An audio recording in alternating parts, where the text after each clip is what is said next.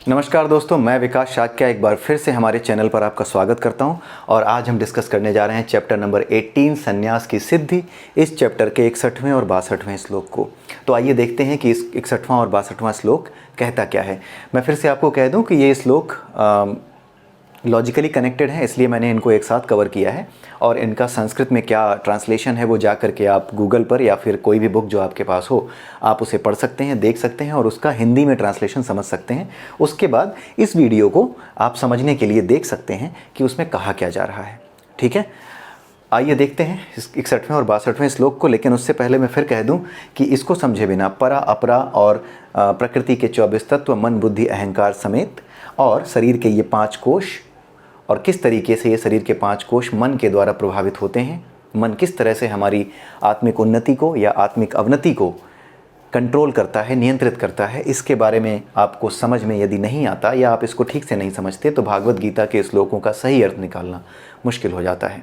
इसलिए आप chapter number 13 को एक बार ज़रूर पढ़ें, उसे एक बार ज़रूर देखें। उसके बाद 14, 15, 16 आप ऐसे करके चैप्टर वाइज हमारे जो चैनल पे प्लेलिस्ट पड़ी हुई हैं उनको एक एक करके आप देखते जाइए। आपको बिल्कुल फ़ायदा होगा और बिल्कुल इन वीडियोस को दूसरे लोगों के साथ भी शेयर कीजिए। ठीक है, हमने इन वीडियोस में वही चीज़ें बताने की कोशिश की हैं जो यथार्थ रूप से भागवत गीता में और जो आपके उपनिषद हैं उनका जो संदेश है, जो वो फिलॉसफिकली एक्सप्लेन करने की कोशिश करते हैं, उन्हीं चीज़ों को हमने यहाँ पर रखा है। और जहाँ पर भी ज़रूरत होगी वहाँ पर हम आपको रेफरेंस भी देंगे कि ये चीज़ कहाँ से हमने ली है, किस उपनिषद से या किस वेद से या किस पुराण से हमने उठाई है। ठीक है, तो जो कुछ भी समाज में बिना पढ़े लिखे लोग, बिना पढ़े लिखे यानी पढ़े लिखे अनपढ़ लोग जो गलत बातें फैला रहे हैं, अगर उनके द्वारा फैलाए गए अंधकार को हमने पीछे नहीं धकेला तो संस्कृति को ऐसे लोग खतरा पैदा कर देंगे। इसलिए ऐसे लोगों को रोकने के लिए उन पर हमले करने की ज़रूरत नहीं है। मैं फिर एक बार कहता हूँ कि अंधेरा कितना भी घना हो, एक दिया जलाइए ज्ञान का, अपने आप अंधेरा डर के मारे भाग जाएगा।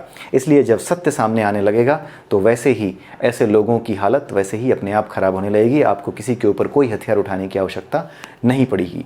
ज़रूरत है केवल और केवल सत्य को उसके वास्तविक रूप में सामने रखने की। जो कुछ समाज में फैला है और जो कुछ वास्तव में लिखा है उसके बीच में जो बहुत बड़ा अंतर है, जो लोग बिना पढ़े लिखे ही एक्सप्लेन करने लगते हैं, उसे दूर करने की ज़रूरत है और यही हमारा छोटा सा प्रयास है। तो आइए देखते हैं आज 61वें और 62वें श्लोक में भगवान श्री कृष्ण अर्जुन को क्या कह रहे हैं। तो सबसे पहले देखते हैं 61st वर्स में यानी 61वें श्लोक में भगवान श्री कृष्ण अर्जुन से क्या कहना चाह रहे हैं। अर्जुन को भगवान श्री कृष्ण ये कहते हैं कि जो ईश्वर है वो सभी जीवों के हृदय में स्थित है। ठीक है, और अपनी भौतिक शक्ति से नियंत्रित निर्मित यंत्र में सवार की भांति बैठे वो समस्त जीवों को अपनी माया से घुमा रहे हैं। यानी जो ईश्वर है वो समस्त जीवों के हृदय में स्थित है। कैसे? परमात्मा के अंश आत्मा के रूप में। ये जो आनंदमय कोश है, ठीक है, इसी के भीतर आत्मा रहती है। और इसे जो हमारा आध्यात्मिक शरीर जब बन जाता है, हमारा एक भौतिक शरीर है लेकिन इसके अलावा एक आध्यात्मिक शरीर होता है जिसे जगाना पड़ता है। उस आध्यात्मिक शरीर के हृदय की बात, उस आध्यात्मिक शरीर के जो हृदय की बात कर रहे हैं वो हृदय कौन सा है? वो हृदय यही आनंदमय कोश है जिसके भीतर आत्मा रहती है परमात्मा के अंश के रूप में। ठीक है, जैसे लोग कहते हैं ना कि मेरे बच्चे तो मेरे दिल में बसते हैं, लेकिन ये दिल जो कि धमनियों और रक्त वाहिनियों से बना हुआ है, इसके भौतिक स्वरूप को अगर आप देखेंगे तो बिल्कुल समझ में नहीं आएगा कि इसमें बच्चे रहते कहाँ हैं। लेकिन जिस हृदय की बात होती है, जिस दिल की बात होती है, वो भावनाओं से बना दिल होता है। इसी तरीके से जो ईश्वर के प्रति भावना भावित है, यानी ईश्वर के प्रति अपनी भावना को रखता है, उस भावना का जो हृदय होता है, उस भावना को समझने वाला जो हृदय होता है, वो हृदय कैसे बनता है? वो उस आध्यात्मिक शरीर में बनता है जो सत्य को जान लेने के बाद, यानी इस ज्ञान को ले लेने के बाद अपने आप वो शरीर हमारे अंदर जागृत हो जाता है। तो जब वो शरीर हमारे अंदर जागृत हो जाता है तो हम समझ जाते हैं कि वो जो आत्मा है जिसे हृदय कहा जा रहा है, जहाँ वो जो हृदय है जिसे हृदय कहा जा रहा है, जिसमें आत्मा रहती है, वो वास्तव में यही आनंदमय कोश है जिसके भीतर परमात्मा अपने अंश यानी आत्मा के रूप में रहता है।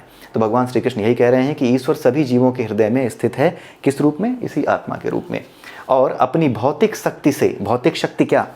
ये अपरा की शक्ति जिसमें ग्रह हैं, नक्षत्र हैं, प्रकृति के 24 गुण हैं, प्रकृति के 3 गुण हैं, 24 तत्व हैं, मन है, बुद्धि है, अहंकार है, ये सारी चीज़ें, ये भौतिक शक्ति कहलाती है ईश्वर की। इसी अपरा को ईश्वर की भौतिक शक्ति कहते हैं, जिसका इस्तेमाल करके वो इस अपरा शक्ति में सारी चीज़ों को संचालित करते हैं। उन्होंने सिर्फ एक मशीनरी बना के छोड़ दी है। मन का एक अलग काम है, ठीक है, और बाकी जो गुण हैं प्रकृति के गुण, जैसे जिन्हें राहु केतु कहा जाता है या जो भी हैं, इनका एक विशेष नाम इसलिए दिया गया है क्योंकि ये विशेष प्रकार की परिस्थिति मनुष्य के सामने खड़ी करते हैं। तो जिस प्रकार की परिस्थिति जिस तरह के तत्व की वजह से खड़ी होती है, जैसे हमारे मन में कभी विचार आता है कि ये कर दें, कोई देख नहीं रहा, अभी कौन देख रहा है, ये कर डालो, ये जो विचार हमारे दिमाग में आता है जब हम अपने आप से बातें करते हैं, तो इसी शक्ति को राहु कहा जाता है। ये इसी भौतिक शक्ति का एक एग्जाम्पल मैंने दिया है। इसी शक्ति को राहु कहा जाता है जो मन में बड़बड़ करना सिखाता है। बैठे बैठे कुछ लोग बड़बड़ाते रहते हैं, ये राहु का प्रभाव होता है। इसी को राहु कहा जाता है। इस शक्ति को ही राहु कहा गया है, जो आपको अपने आप से बात करा के अपने आप को ही भ्रमित करने का काम करती है, वही शक्ति राहु कही जाती है। उसी को आध्यात्मिक साहित्य में राहु कहा गया है। ठीक है, तो अब हम देखते हैं भगवान श्री कृष्ण यहाँ पे क्या कह रहे हैं। भगवान श्री कृष्ण ये कह रहे हैं कि भौतिक शक्ति से निर्मित यंत्र में, यंत्र यानी ये 5 कोश, ये 5 कोश, अन्नमय कोश जो कि हमारा बाहर का शरीर है, प्राणमय कोश जिससे कि हमारा शरीर, हर शरीर में प्राण है। ठीक है, एक ऐसा कोश जिसकी वजह से पूरे शरीर में सामंजस्य बना हुआ है, हमारे हाथ पैर आँखें नाक सब कुछ चल रहे हैं, वो प्राणमय कोश की वजह से चलते हैं। ठीक है, प्राणमय कोश से ही नीचे मनोमय कोश है और उसके बाद विज्ञानमय कोश है, फिर आनंदमय कोश है। तो प्राणमय कोश के भीतर जितने कोश होते हैं, वहाँ से प्राणमय कोश से शुरू होकर आनंदमय कोश तक जितने कोश हैं, उन सभी कोशों को क्या कहा जाता है मिलाकर? जीवात्मा कहा जाता है। ठीक है, तो भगवान श्री कृष्ण जो बता रहे हैं वो इसी जीवात्मा के बारे में बता रहे हैं जो कि भौतिक प्रकृति से संचालित होती है। जब इस जीवात्मा ने जब शरीर मिलता है तो जिस तरह के कर्म करता है, इंसान बनने के बाद आदमी जिस तरह के कर्म कर रहा होता है, उसी हिसाब से अपनी वासनाएं इकट्ठी करता जाता है। कहाँ? मनोमय कोश में। और जिस तरह की वासना इकट्ठी होती है, पिछले वीडियो में भी हमने समझा कि जिस तरह की वासना इकट्ठी होती है, जानवर जैसी प्रवृत्ति इकट्ठी कर रखी है, जानवर जैसी वासना इकट्ठी कर रखी है, सिर्फ खाने पीने और इंद्रिय इच्छाओं को पूरा करने से मतलब है, अपने अहंकार को जीने से मतलब है, तो फिर आदमी का शरीर किस काम का? इस आदमी के शरीर में रह करके आप अपने अहंकार को संतुष्ट करो, किसी को भी हमारी गाड़ी ओवरटेक कर गया तो गोली मार दो, क्या आदमी का शरीर है ऐसे आदमी के लायक? नहीं। ऐसी जीवात्मा के लिए क्या शरीर सही है? सुअर का, कुत्ते का, गधे का, या फिर ऐसे हिरन का जिसका कोई शेर शिकार कर ले, इस तरह का शरीर ही उपयुक्त है उसके लिए। कीड़े मकोड़ों का शरीर ही ऐसे आदमी के लिए उपयुक्त है, क्योंकि खाओ फिर जो तुम खा सकते हो, कीड़े मकोड़े बन कर सकते, अपनी इच्छाएं पूरी करो, अपनी इंद्रिय इच्छाओं की पूर्ति करने के लिए तुम स्वतंत्र हो, इसीलिए 4 पैरों का होता है वो, और फिर आराम से अपना जो मन करे सिर्फ खा सकता है और अपनी इंद्रिय इच्छाओं की पूर्ति करने के अलावा और कुछ नहीं कर सकता। कोई योजनाएं नहीं बना सकता संसार में, संसार को आगे बढ़ाने की कोई योजनाएं नहीं बना सकता, पीछे ले जाने की कोई योजनाएं नहीं बना सकता, कुछ नहीं कर सकता। जैसा संसार है वैसा स्वीकार करने को वो बाध्य हो जाता है, उसको बाध्य कर दिया जाता है। क्यों? क्योंकि वो संसार में अगर मनुष्य बनकर रहा तो अपनी प्रवृत्ति के अनुसार जब वो उल्टे सीधे काम करेगा तो संसार को नुकसान ही पहुंचाएगा, जो इसकी वास्तविक स्थिति है ना, इसको और बुरा कर देगा। इसलिए उसको वैसा ही शरीर मिलता है, पूरी मशीनरी सेट है। तो भगवान श्री कृष्ण वही बता रहे हैं कि ईश्वर सभी जीवों के हृदय में स्थित है और भौतिक शक्ति से निर्मित यंत्र में, यानी इस शरीर में, यंत्र इसी शरीर को कह रहे हैं, इसी शरीर में सवार की भांति बैठे हैं। कहाँ बैठे हैं? आत्मा के रूप में। भले ही ये शरीर नष्ट हो जाता है, लेकिन होता क्या है, वासनाएं लेकर के ये जीवात्मा चली जाती है आत्मा के साथ। अब ये आत्मा के रूप में ईश्वर कहाँ बैठे हैं? इसी जीव के हृदय में, यानी कि इस आनंदमय कोश में बैठे हुए हैं। अब इस आनंदमय कोश में जो परमात्मा बैठा हुआ है, उसी ने अपरा में ये मशीनरी सेट कर रखी है कि अब इसे जाना कहाँ है। जैसी प्रवृत्ति है वैसे ही जाना है। जानवर की प्रवृत्ति रखती है तो जानवर की तरफ ही जाना है। ठीक है, तो एक तरीके से वो किस तरह का शरीर आदमी को मिलेगा वही निर्देशित करते हैं। वही आत्मा, वही जीवात्मा के आनंदमय कोश में बैठ करके वही निर्धारित करते हैं कि अब इस जीवात्मा को कैसा शरीर मिलेगा। ठीक है, मशीनरी है, अपने आप कर रही है। जैसे मैंने किसी मशीन में चाबी भर के छोड़ दी तो मशीन अपने आप चल रही है, लेकिन चाबी भरी किसने? मैंने भरी। तो उसके चलने का कारण कौन है? मैं हूँ, यानी मैं ही चला रहा हूँ। वही चीज़, उसी कल्पना को, उसी मेटाफर को, उसी अलंकार को आप समझ सकते हैं कि वो क्या कहना चाह रहे हैं कि परमात्मा जो है वो आत्मा के रूप में प्रत्येक जीव के हृदय में स्थित होकर के ये निर्धारित करता है कि किस तरह से अगला जीवन मिलेगा, किस तरीके से मेरी माया के अंतर्गत ये और नीचे या और ऊपर बढ़ेगा। तो यही चीज़ वो समझाने की कोशिश कर रहे हैं कि ईश्वर सभी जीवों के हृदय में स्थित होता है और अपनी भौतिक शक्ति के द्वारा जो यंत्र निर्मित किया है, यानी हमारा शरीर या किसी भी जीव का शरीर, उसमें सवार की भांति यानी आत्मा के रूप में बैठे होते हैं और समस्त जीवों को अपनी माया से घुमा रहे होते हैं। कभी इस जन्म में, कभी उस जन्म में, कभी ऊपर, कभी नीचे, कभी मन, बुद्धि और अहंकार, इनके चक्कर की वजह से आदमी नीचे गिरता है। इनमें अगर फंस गया तो नीचे गिरता है, मेटलिस्टिक बनता है या फिर तामसी बनता है, दूसरों का नुकसान करता है। जानवर जैसी प्रवृत्ति लेता है तो जानवरों की तरह जन्म लेता है। ठीक है, तो यही चीज़ कही गई है माया। इसी चीज़ को माया कहा गया, जिसे कोई नहीं जान पाता कि मैं ऐसा कर क्यों रहा हूँ।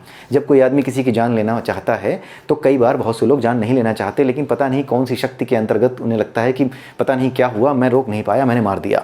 इस तरह की चीज़ें बहुत से लोग कहते हैं। तो यही है वो माया। जब तक आप ईश्वर को नहीं समझ पाते या फिर इस शरीर को, इस ज्ञान को आप नहीं ले पाते, तब तक आप ये समझ ही नहीं पाएंगे कि जो अपराध आपने कर दिया या जो आप नहीं बोलना चाहते थे अपने से बड़ों को या किसी दूसरे को, वो कैसे बोल गए, ये पता भी नहीं चलता कई बार। और लोग कह जाते हैं, कहते हैं ये गड़बड़ हो गई, बाद में पछताते हैं लेकिन किसी से कह नहीं पाते। क्यों? क्योंकि फिर वही अहंकार सामने आ जाता है कि ऐसा कहना तो नहीं चाहिए था, लेकिन मैं कहूँ कैसे, मैं कैसे झुक जाऊँ।